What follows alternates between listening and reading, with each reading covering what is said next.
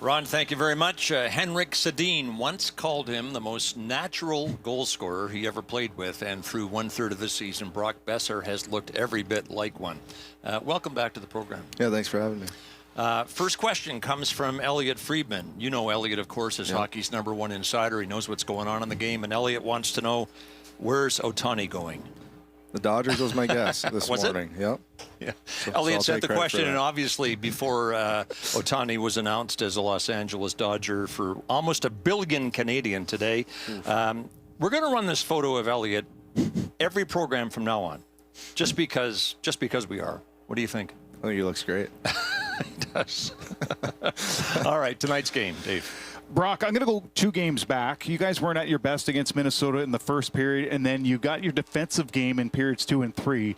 And you're pressed into that early in this game, and you look comfortable as a team defending. You had the lead. You never relinquished it. What was the feeling going through the game, if it was as confident looking as it was through 60 minutes? Yeah, I think just after that Wild game, we talked about having a better start, and I thought we did a much better job tonight. I thought we came out and we were, moving pucks and getting pucks deep and playing good defensively. So it was a better start, and I think we just got to keep it going now.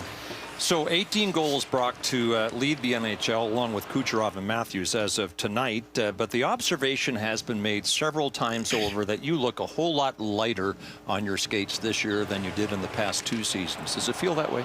Yeah, I feel good out there. Just after a good hard training last summer, it was good, just a refresh and like a mental reset. And I've been like I said, I've been working hard and just pushing the pace each day in practice, and I think it's helping a lot. What you went through the last 2 seasons has been well documented. We're not going to do a deep dive into that tonight, but it is enough to know that you played last season with a heavy heart, given the passing of your father, Duke. Here is a quote from you. I really blamed hockey for a while for not being home with my dad. It was a big challenge. I worked through all year with my hand injury and trade rumors, and I wasn't playing well. It was a lot, end quote. So how and why did your mindset change over the summer, or maybe even before that?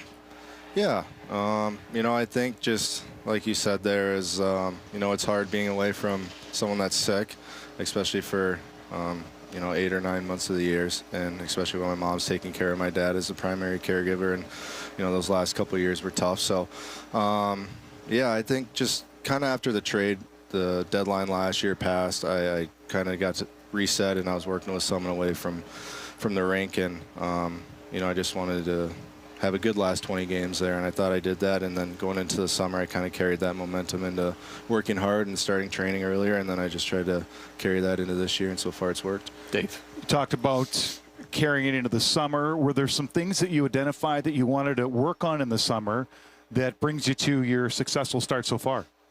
Yeah, I think I started a new gym, the Canucks, and I talked about it at the end of last year. So I started at a new gym and started May 1st instead of, a little later. So only took a couple weeks off, which, I think helped a lot. But I think the biggest thing was just the mental reset and being able to come back to a season fresh and ready to go. Was there anything that they were doing with you in the gym early on that you said to yourself, I don't think how this is going to work? And then as the summer went on, you're like, oh, okay, I'm getting stronger, I'm getting better, and then you see what happens so far this season. Yeah, I think, whenever you're working out and you're going home and watching playoff hockey games at night, it's never a good feeling. So it just kind of motivates you more. And, I think I just kept thinking of that as I was working out in May. here's a quote then from your captain, Quinn Hughes. He says, I can't say enough about Brock. He has grown over the last couple of years. He's a man emotionally and physically. That covers a lot. What do you think? Yeah, I mean, Quinn's he's a great guy, and he's been by my side from the start, and he was one of the guys that came to my dad's funeral, so that means a lot to me. And I think I've tried to be a mentor to him over the years, and just to have his support means a lot.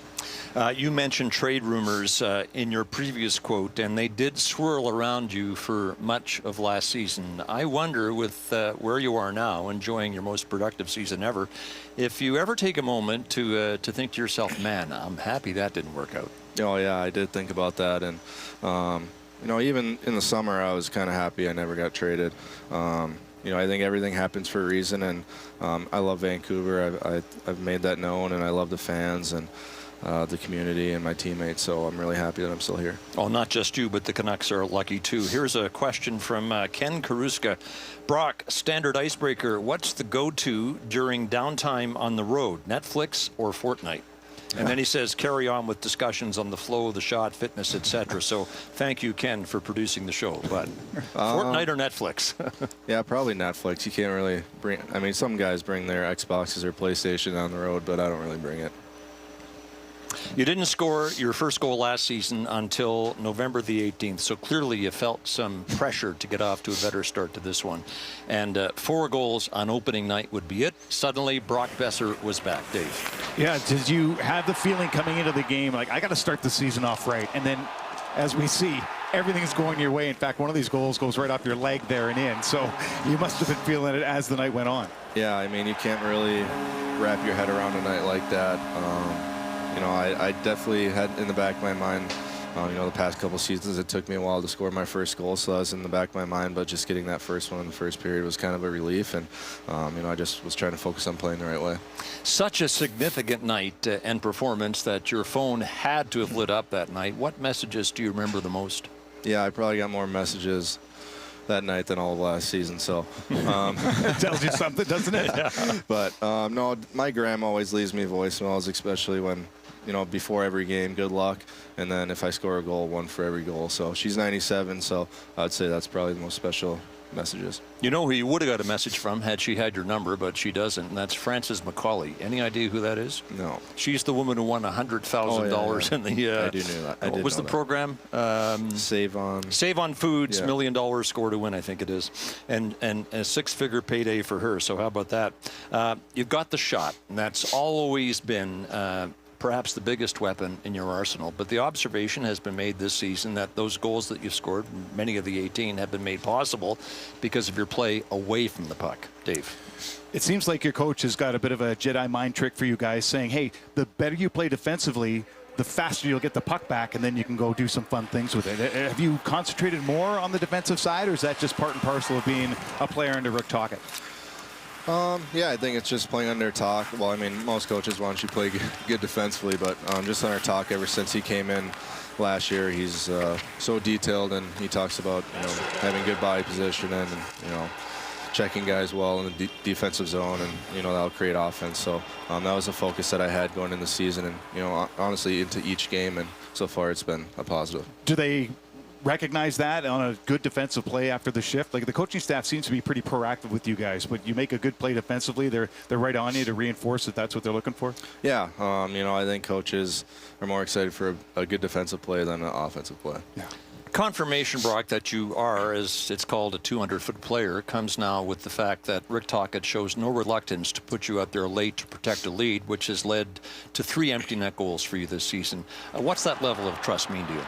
Yeah, I think anytime a player can get on the ice at the end of the game shows the coach has confidence in you, and just to put you in that situation. So, that's just shows in part of my commitment to play away from the puck, and I got to continue to do that. Hockey Fights Cancer is one of the league's great initiatives, sweaters in the warm-up or not. There was a bit of a fiasco last year when you were supposed to be a healthy scratch, and you played and you scored on Hockey Fights Cancer night, then 2 in the game this year. No need to ask you why the games mean so much to you, because your father Duke battled cancer twice. But I wonder what your approach to Hockey Fights Cancer night is. Yeah, I actually kind of thought about that last week when we had our game, and not just me, but so many people out in the world go through or know someone or have lost someone to cancer, and it's obviously very difficult, and I think it's just a good way to bring everyone together and honor those people and show that we're here to fight with them. As we've said, there's a lot more to your game than just the shot, but revisiting where the shot comes from is, I think, always a good idea. Where does the Boeser shot come from? I think just shooting pucks in my garage when I was younger. Okay, yeah. Well, you know what we're going to do here. So we go back even further than your hockey career. Your father was quoted as saying when you were 3, you'd put on those big plastic wheel skates and go out into the driveway of the Boeser home in Burnsville, and there's a beautiful picture of you, and out into the driveway of the Boeser home in Burnsville, and you would stay there for hours. In fact, you would not come in until you hit 10 or 15 in a row into either the upper left or upper right corner. You were only 3, so your memory may be a bit foggy here, but is that not where the Boeser shot was born? Oh, for sure. And, you know, after I broke, you know, the drywall or whatever in the back, my dad put up one of his painting tarps, so I would stop doing that. And, you know, I hit my dad a few times, too, with the puck, so I'm sure that didn't feel good. Question from Coach Rex. You are a pure goal scorer. Is it your quick release, accuracy, or combination of both that make you such a goal-scoring threat every game and a potential Rocket Richard trophy winner? How does that sound? Yeah, it sounds crazy after last season. Okay, the question, though. Yeah, I think, you know, just, you know, you got to get the puck off quick in this league. And but with that being said, I think you got to put yourself in those positions and, you know, just with your hockey IQ. So I think, you know, I try to put myself in a spot like that, and I'm playing with some good line mates, and, you know, Millsy's so good with the puck down low, and he finds me a lot in the slot, so I just try to get open. We've been seeing a lot of your goals this evening, but they're all different. I mean, normally you're, you know, lined up on the side waiting for a one-timer, but a lot of yours are rebounds, backdoor. You talk about hockey sense, the timing that you've got to come into the right spots and then get your stick available. Yeah, for sure. You know, I think that's something that we talk about offensively with our team is when the D have it or they're doing their thing up top, we get the levels at the net and make sure you have a net front guy. So, you know, try and focus on that, and luckily I've tapped a few in. Brock, when we think about your path to the NHL, and we'll track it here with some video, you were a standout high school player. Well, that's a little bit before high school right there. But a standout high school player in Minnesota, drafted first overall in the USHL. Brilliant single season with the Waterloo Blackhawks, taken in the first round by the Canucks, led North Dakota to the NCAA championship as a freshman, scored 29 in your rookie season with the Canucks. Everything in your career was onward and upward, and then the last 2 seasons, which wouldn't have been part of the script, at least not the script you were writing. How have they made you perhaps more resilient? Yeah, I mean, I think the NHL is a hard league and everyone has their ups and downs, but I think, you know, what I went through is a little different than the normal person or the average person, and, you know, I think just kind of finding that motivation of realizing that, you know, the NHL was my dream, and my family did everything they can to get me there, and you know, I just tried to refocus my energy into that, and so far it's worked. Saw a quick shot there of the celebration of the NCAA title at North Dakota. So here's a question from Andy Kilduff. As amazing as you were doing this season, do you ever miss the CBS line from your days in North Dakota, and could that line perform in today's NHL? Before you answer that, here is a sample of how the CBS line, that's you, Nick Schmaltz, and Drake Kajula, clicked at UND. Waltz for UND, near side Boeser into the middle for Kajula, drops it near side Boeser. Oh, what a perfect passing swing! There's a tic-tac-toe highlight reel CBS goal. You 3 were a force, so the question, could that line have made it in the NHL? Yeah, I'd like to think so. Those guys have both, you know, Nicky's in Arizona right now. Yeah, where he's scoring 20 a season. Oh, yeah, yeah. He's a pretty solid hockey player, and Drake's a great hockey player, too. I think we just all meshed really well together in college, and you know, looking at that clip, I think that was Nick's first goal in like the 15th game of that college season, believe it or not. But that's just a really good memory for me. Watching all of those clips, what sticks out to me is you're wearing number 12, number 16, number 6, number 26, number 7. You settled on 6. Was there a path?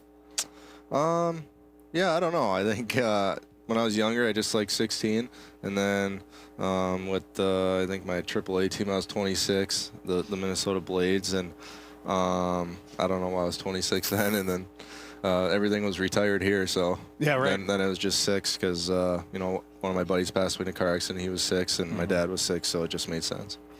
One of the things we've never talked to you about is growing up in Burnsville with your older sister, Jessica, who had to deal with a developmental disability. It's been described as a nonverbal learning disability. I wonder how Jessica helped shape your character. Oh, yeah, Jess is great. Just growing up with her, you know, we've always had our fights just like all siblings do, and you know, just being around her at school all the time, it was always great. You know, she's one of my biggest supporters, right behind my grandma. She came to every single hockey game, so I always appreciate that. Jessica played for the Minnesota Special Hockey Burnsville Rams. Minnesota Special Hockey is for players of all ages with developmental disabilities. One of the big thrills of her hockey career was a game a couple of years back in the Deputy League, in which she got the better of you on the draw and in the game. What do you remember about this game? Yeah, no, it was, she was pumped up for that game, and you know, just being able to play against her out there, it was great. And I think she scored a few goals, but of course I had to take the puck from her a few times. All right. She's still playing? Yeah, I think so. Question from Jason McMillan. Does Brock stay in touch with the young lady Bailey that he took to the prom a few years back? It was such a great story and an amazing gesture. Before you answer, we have spoken to you before about how you met Bailey Bjorgi, the young woman who has Down syndrome and wanted desperately to go to her high school prom. After you led North Dakota to the NCAA championship, you were just about the biggest thing in the state. And so Bailey, through social media, reached out to ask you if you would be her date at the prom, and you accept it. We've never really heard from her mother about how much it meant to her daughter, so here's a portion of a Sportsnet feature. She had been asking, I want to go to prom, I want to go to prom. There just wasn't the opportunity. We had decided that we'd take a family trip to Florida, and if we're on vacation, we thought, well, maybe it'll just help so that she doesn't have to deal with the pain of not being able to go. They were in Florida, I remember. And they were supposed to come home like Sunday, and they flew back a day early so she could go to prom. Bailey. Hey. Hi. You want a hug? Nice to meet you. He walked up, and the first thing he said was, hey, Bales, how's it going? And she just kind of melted. He pulled up and said, Bales, what's going on? And I was blushing.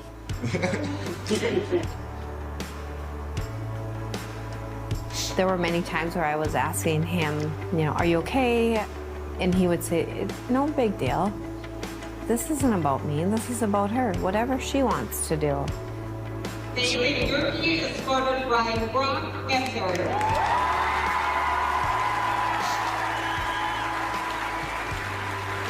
I think Bailey's the most amazing girl. So for somebody to think she's as special as I do, it just touches me.